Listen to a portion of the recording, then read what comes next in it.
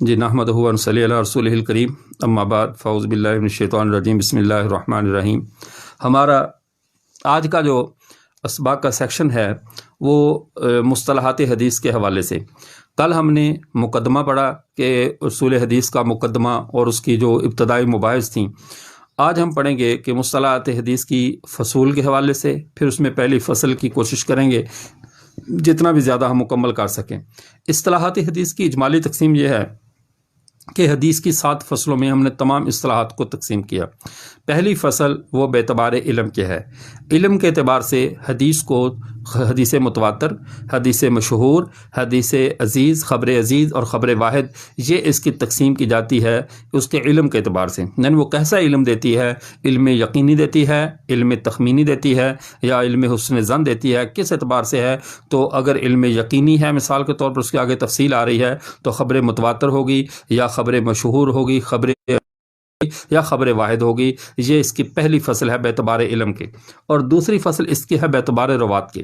کہ راویوں کے اعتبار سے حدیث یا صحیح ہوگی یا حسن ہوگی، ضعیف ہوگی یا موضوع ہوگی۔ تو یہ تقسیم حدیث کی یہ بیعتبار روات کے ہے کہ راویوں پر ڈیپینڈ ہوتا ہے، راویوں پر موقوف ہوتا ہے کہ وہ حدیث صحیح ہے، حسن ہے، ضعیف ہے یا موضوع ہے۔ اور اس کی تیسری تقسیم وہ بیعتبار نوع کے ہے کہ حدیث انواع حدیث میں سے کیا ہے۔ انواع سے مراد متن کی کون سی نوع ہے، وہ حدیث قدسی ہے، وہ حدیث قولی ہے، حدیث قولی ہے، حدیث فعلی ہے، حدیث تقریری ہے یا حدیث وصفی ہے۔ یعنی حدیث کے اندر یا قول مذکور ہوگا آپ صلی اللہ علیہ وسلم کا، یا آپ صلی اللہ علیہ وسلم کا فعل مذکور ہوگا، یا آپ صلی اللہ علیہ وسلم کا سکوت مذکور ہوگا، یا آپ کے کسی وصف مبارک کا تذکرہ ہوگا۔ تو جس میں یہ چیز مذکور ہو اس حدیث کو حدیث یعنی فصل نوع کے اندر سے شمار کیا جاتا ہے۔ تو یہ تیسری تقسیم بیعتبار نوع کے ہے۔ چوتھی تقسیم وہ اس کی بیعتبار متن کے ہے کہ متن حدیث کون سا ہے۔ متن کے اعتبار سے کبھی وہ حدیث قدسی ہوگی، کبھی وہ حدیث مرفوع ہوگی، پھر وہ حدیث موقوف ہوگی یا حدیث مقطوع ہوگی۔ تو یہ اس کی چوتھی تقسیم بیعتبار متن کے ہے۔ اس کی پانچویں تقسیم جو ہے وہ بیعتبار سند کے ہے۔ اسناد کے اعتبار سے اس کی وہ سند متصل ہوگی، مسند ہوگی، اس کی وہ سند منقطع ہوگی، معلل ہوگی، اور اسی طرح موزل ہوگی یا مدلس ہوگی۔ تو یہ تدلیس اور قطع کا تعلق، انقطاع کا تعلق اور اتصال سند کا تعلق، ان چیزوں کا تعلق حدیث کی سند کے ساتھ ہے۔ تو یہ پانچویں فصل بیعتبار سند کے ہے کہ سند کے اعتبار سے حدیث متصل، مسند اور منقطع، معلق، موزل اور مدلس ہوگی۔ اب چھٹی فصل بیعتبار علت کے ہے۔ علت کے اعتبار سے یعنی حدیث کے اندر جو حکم لگایا جاتا ہے اس کی علت کے اعتبار سے وہ حدیث منکر ہوگی، شاذ ہوگی، مدرج ہوگی، مقلوب ہوگی، مضطرب ہوگی۔ تو یہ ساری کی ساری جو تقسیم ہے اس میں علل کے اعتبار سے ہے، اس کا شاذ ہونا، منکر ہونا، مدرج، معلل ہونا۔ تو یہ تقسیم بیعتبار علت کے ہے۔ اور ساتویں تقسیم اس کی بیعتبار کہ موضوع کے اعتبار سے اس حدیث کا موضوع یا دین ہوگا یا دنیا، یعنی حدیث شرعی ہوگی یا حدیث دنیاوی ہوگی، کوئی دنیاوی حکم معاملہ بیان کیا جا رہا ہوگا یا اخروی معاملہ بیان کیا جا رہا ہوگا۔ تو یہ 7 فصلیں ہیں، جن میں بعض فصلیں وہ مختصر ہیں اور بعض فصلیں جو ہیں وہ طویل ہیں۔ تو اسی اعتبار پہلی فصل ہے جو کہ بیعتبار علم کے ہے۔ بیعتبار علم کے حدیث کی پہلی فصل، اس میں علم کے اعتبار سے حدیث 4 قسموں پر ہوتی ہے: حدیث متواتر، حدیث مشہور، حدیث عزیز، حدیث خبر واحد۔ حدیث متواتر کیا ہے؟ یہ تواتر سے مشتق ہے، اسم فاعل کا صیغہ جس کا معنی ہے مسلسل ہونا، بار بار ہونا۔ اور متواتر کی اصطلاحی تعریف یہ ہے: ہوا ما رواہ عدد کثیر تحیل العادت تواتہم و توافقہم علی الکذب، کہ وہ حدیث جس کو روایت کرنے والے اتنی کثیر تعداد میں ہوں کہ عقل ان کے جھوٹ پر جمع ہونے کو محال سمجھے۔ عقل میں یہ بات نہ آتی ہو کہ اتنے لوگ جھوٹ پر جمع ہو سکتے ہیں۔ اور اسی طرح علامہ ابو زید دبوسی رحمۃ اللہ علیہ نے تقویم الادلہ میں جو اس کی تعریف کی ہے، احناف کے جلیل القدر امام ہیں، وہ فرمایا: المتواتر ان ينقل الیک قوم لا يتوهم فی العادۃ تواتهم علی الکذب،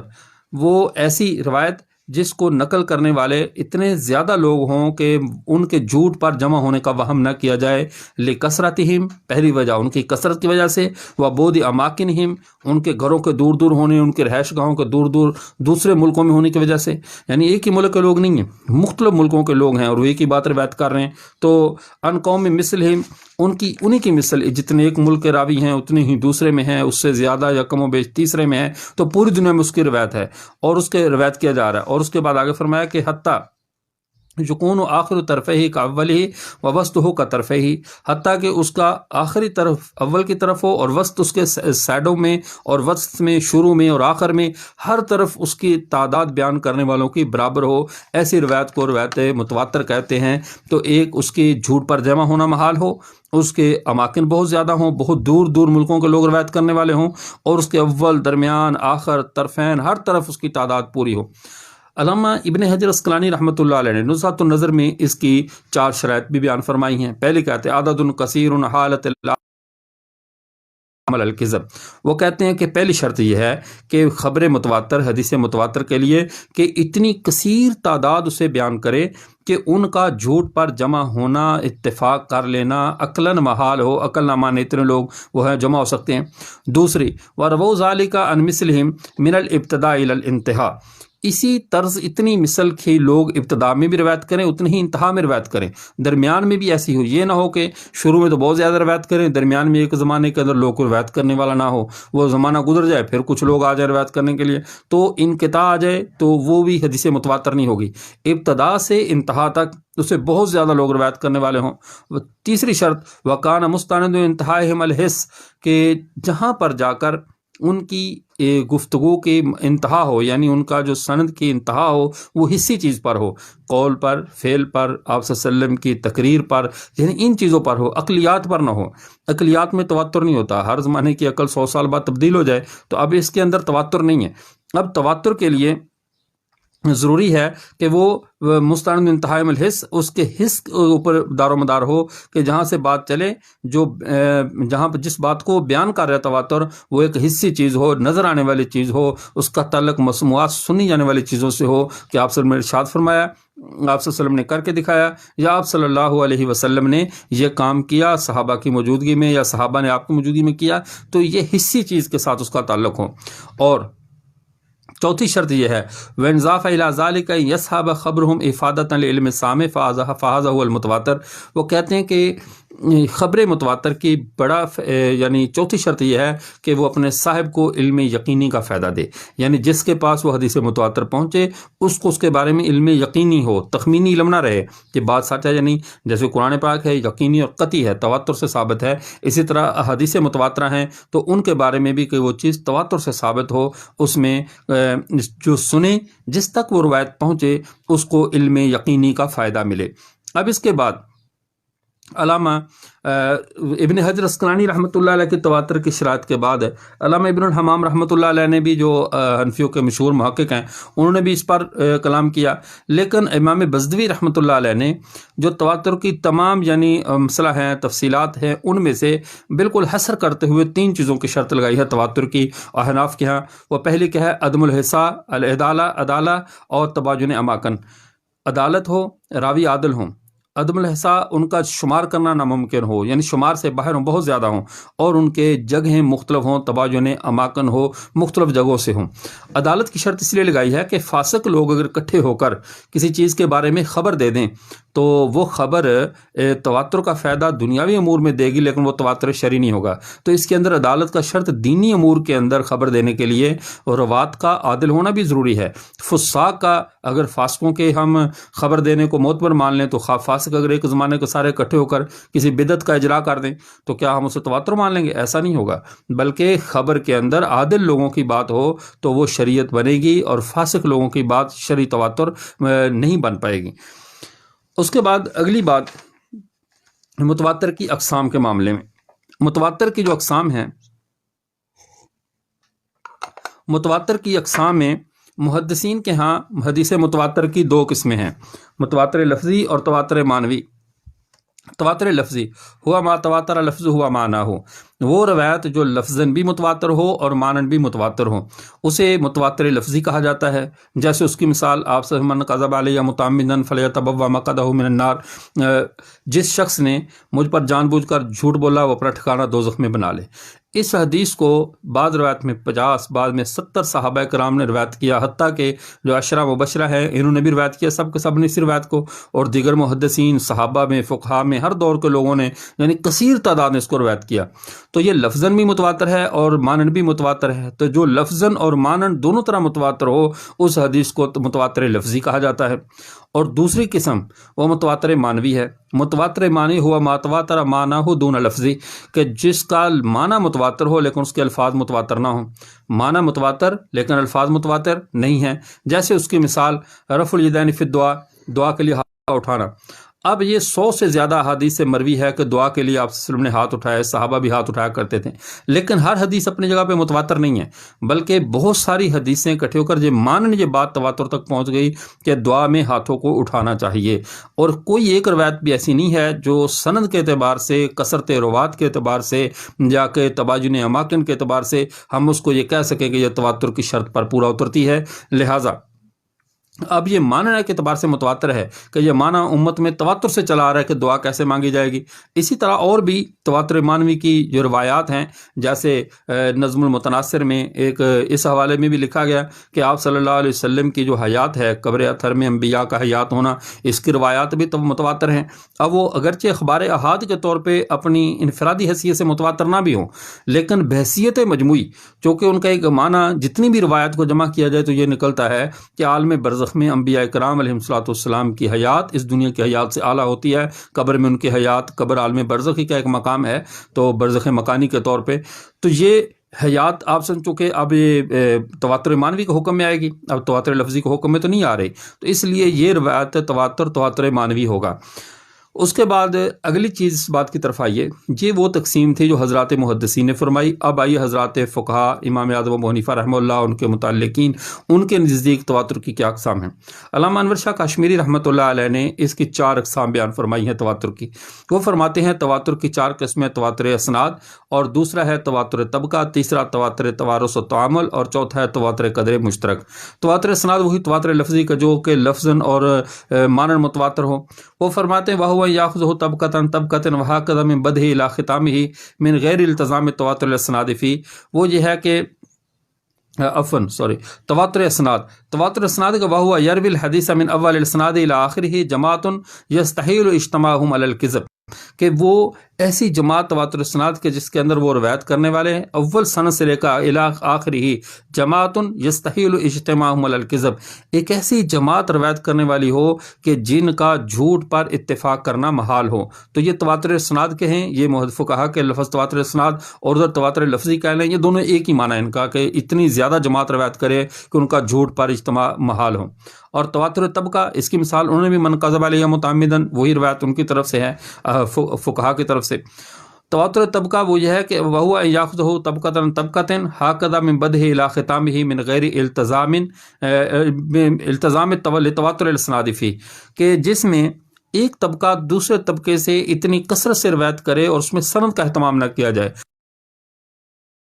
اسے تواتر طبقہ کہتے ہیں۔ اس کی جیسے مثال قرآن پاک ہمارے پاس تواتر طبقہ سے پہنچا ہے، حضرات صحابہ سے حضرات تابعین نے لیا، تابعین سے تبع تابعین نے، تبع تابعین سے تبع تابعین، چلتے چلتے یہ قرآن پاک ہم تک پہنچا۔ اور تواتر طبقہ بھی اتنا ہی معتبر اور مضبوط ہے جتنا کہ تواتر اسناد مضبوط ہے، اتنی اس کی بھی اہمیت ہے۔ اس کو ایک مثال سے سمجھیے۔ امام ابو یوسف رحمۃ اللہ علیہ، انہوں نے جب اذان میں ترجیح کا موقف دیکھا، ایک روایت ان کے پاس پہنچی کہ حضرت ابو محذورہ رضی اللہ تعالیٰ اذان میں ترجیح کرتے۔ ترجیح کا یہ مطلب ہے کہ پہلے اس جملے کو، اذان کو، اس کلمے کو آہستہ کہنا، پھر بلند آواز سے کہنا۔ اس کے بارے میں مختلف اقوال ہیں، بعض نے حضرت ابو محذورہ رضی اللہ تعالیٰ عنہ کے بارے میں ایک روایت یہ لکھی ہے کہ وہ بچے تھے، نقلیں اتار رہے تھے تو آپ کو سر اقدس پہ ہاتھ رکھ دیا اپنا نبوت والا۔ تو دوسری روایت یہ ہے کہ ان کی آواز بہت اچھی تھی، اونچی آواز تھی، تو آپ صلی اللہ علیہ وسلم کو مکہ کے اندر مؤذن بنایا، تو وہ ان کو کہا پہلے آہستہ سے اذان، وہ ایک جملہ کہتے، جب آپ کہتے ٹھیک ہے تو پھر اس کو بلند آواز سے کہتے۔ وہ پھر تاحیات ایسے کرتے رہے کہ ایک جملہ آہستہ کہتے، پھر اس کو اونچی آواز سے کہتے، اس کو ترجیح کہا گیا۔ یہ بات جب امام یوسف رحمہ اللہ نے امام مالک رحمۃ اللہ علیہ سے اس کا تذکرہ کیا تو امام مالک رحمۃ اللہ علیہ نے کہا کہ نہیں، میں اس کو نہیں مان سکتا، میں یہ عمل نہیں کر سکتا۔ اور انہوں نے کہا کہ یہ کیسے، میرے پاس تو اس کی بڑی مضبوط سند ہے۔ تو سند کے ساتھ حدیث سنائی، اور پھر میں نے آپ کے پاس کیا دلیل ہے؟ کہا میرے پاس سر دست کوئی دلیل میسر نہیں ہے، کل اگلے دن میں اس کی دلیل دوں گا۔ اگلے دن انہوں نے مؤذنین مسجد نبوی کے اور دیگر جو شہر کے مؤذن تھے ان کو مدینہ کو ان کو جمع کیا، اور جمع کر کے ان سب سے کہا کہ اپنی اذان سنائے۔ انہوں نے اذان سنائی، اس میں ترجیح نہیں تھی۔ انہوں نے پوچھا آپ نے کس سے اذان کو سیکھا؟ انہوں نے کہا ہم نے باپ سے، پھر اپنے چلتے چلتے، چونکہ امام مالک رحمہ اللہ کا زمانہ زیادہ دور کا نہیں ہے، ان کی 93 ہجری میں یا 97 ہجری میں ان کی پیدائش ہے اور 179 ہجری میں ان کی وفات ہے، تو انہوں نے چند یعنی پیچھے ایک 100 سال بھی نہیں جانا پڑا، کچھ عرصہ پیچھے جا کر انہوں نے جب دیکھا تو انہوں نے رسول اللہ علیہ وسلم کے زمانے سے ہم ایسے اذان دیتے آ رہے ہیں۔ تو اب امام مالک رحمۃ اللہ علیہ نے کہا میرے پاس یہ تواتر طبقہ ہے، اس طبقے نے سے پہلوں سے روایت اذان لی، انہوں نے ان سے پہلے سے لی، ان سے حتیٰ کہ رسول اللہ علیہ وسلم کے زمانے سے یہ اذان چلی آ رہی ہے، لہٰذا تواتر طبقہ کے سامنے، اس تواتر کے سامنے خبر واحد اگرچہ صحیح بھی ہو اس پر عمل نہیں کیا جائے گا، اسی تواتر پر عمل کیا جائے گا۔ تو یہ اور دوسری تواتر طبقہ کی مثال جیسے محدثین کی اصطلاحات ہیں، حدیث صحیح کے باب میں، ضعیف کے باب میں، موضوع کے باب میں، تو یہ اصطلاحات محدثین یہ بھی تواتر طبقہ سے ہیں، اصطلاحات فقہا یہ بھی تواتر طبقہ سے ہیں، یعنی فقہا کا کسی چیز کو واجب کہنا، مکروہ کہنا، تو یہ واجب مکروہ کے جو اصطلاحات ہیں یہ جو ہے وہ طبقات فقہا میں یہ تواتر طبقہ سے ہیں۔ اس طرح اہل تصوف کی بھی یعنی ان کے جو اصطلاحات ہیں تو وہ بھی طبقہ در طبقہ ان کی طرف چلی آتی ہیں۔ اب آئیے تواتر تعامل کی طرف۔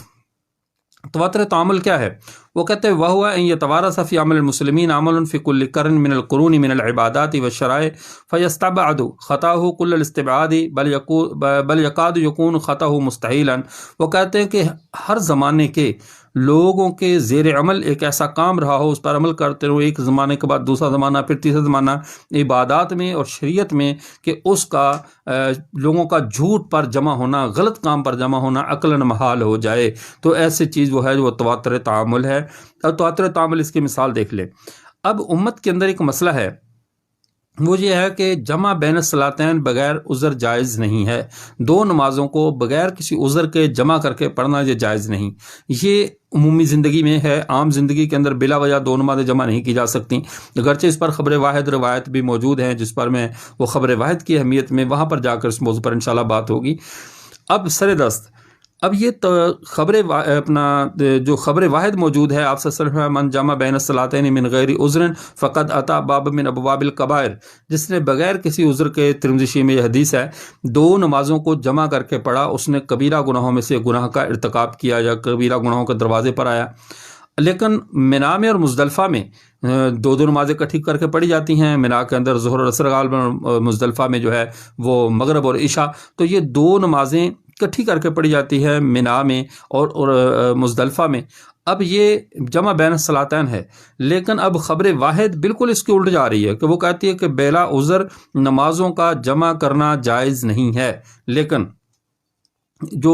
امت کا طبقہ در طبقہ جو تواتر تعامل چلا آ رہا ہے وہ یہی ہے کہ منا اور مزدلفہ میں نمازوں کو اکٹھا کرتے ہیں، تو لہٰذا اب منا اور مزدلفہ کی اس متوارث اور تعامل کو جس پر امت کا مسلسل عمل چلا آ رہا ہے، جس کو خبر واحد پر ترجیح ہوگی اور وہاں پر دو نمازیں اکٹھی ہی کر کے پڑھی جائیں گی، امت کا توارث چلا آ رہا ہے، اس کے اوپر تعامل ہے، مستقل امت کا عمل چلا آ رہا ہے۔ اور چوتھی جو چیز ہے وہ ہے تواتر قدر مشترک۔ تواتر قدر مشترک وہ یہ کہتے ہیں وہ ان تکون امور مرویتاً بطرقن کثیرتاً غیر ان کل امر منہا یکون مرویاً بالاحاد، کہ کوئی بات ایسے کئی امور سے مروی ہو کہ ان میں سے ہر جو کئی طرق ہوں اور ان میں سے ہر ایک بطریق احاد مروی ہو، ثم هذه الامور المرویۃ،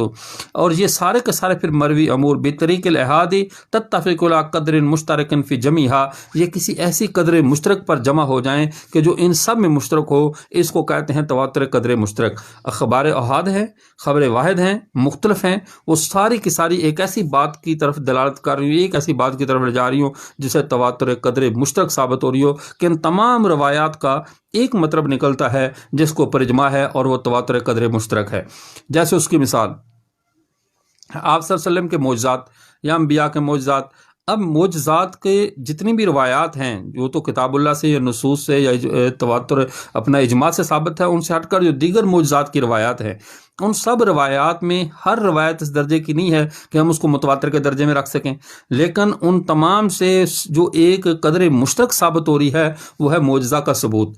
معجزات کا ثبوت کہ آپ صلی اللہ علیہ وسلم سے معجزات ثابت ہیں، دیگر انبیاء سے معجزات ثابت ہیں۔ اب یہ تواتر قدر مشترک ہے، یعنی قدر مشترک کے طور پہ ایک بات نکلی کہ معجزات ثابت ہے، معجزات کا وقوع ہوا ہے، اور معجزات کا منکر جو ہے وہ فاسق، اس کے آگے حکم آ رہا ہے کہ معجزات کے منکر کا، اور پھر جو